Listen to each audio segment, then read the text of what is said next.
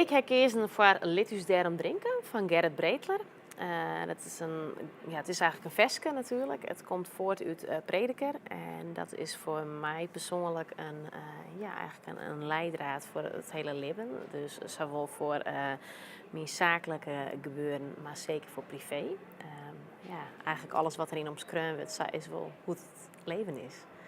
En dat vind ik wel heel mooi aan dit versje, aan deze tekst.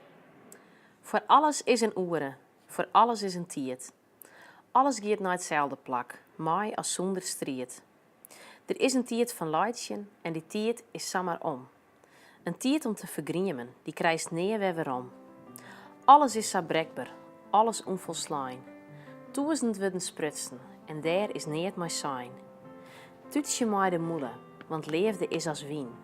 Dien treest en ek dien pine, er ene tussenin. Bloed balte de dwazen, want haar wierheid maakt het vrij.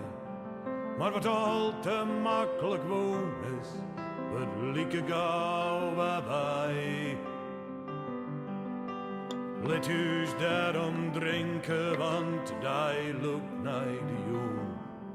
En leefde we het grif jeder, als de wierheid voelt.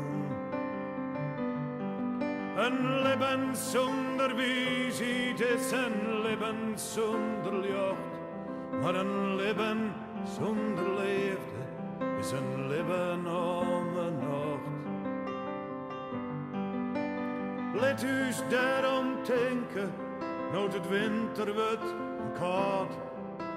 Let us daarom drinken, op wat vrede in de brood.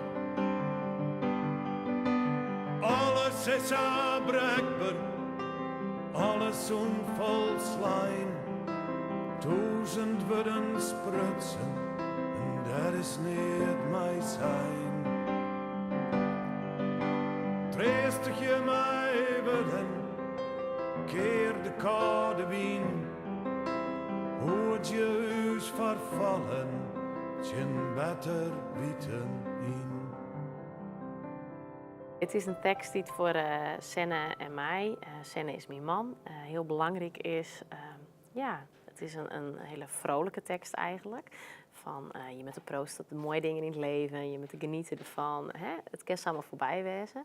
Dat hebben we mooi maken met het versterren van Senne zijn hart vooral. En dan wil je weer heel bewust van eigenlijk hoe kwad het is en hoe je eigenlijk genieten moet. En dat is ik wel wat ik in de winkel probeer uit te stralen. Als ik daar ben, dan ben ik helemaal op mijn gemak. En dan kan ik het wel vol en daar ben ik heel blij van. En dat is wel, dat vergriemen, dat wil je eigenlijk zo min mogelijk. En dat wordt er in die tekst ook zijn.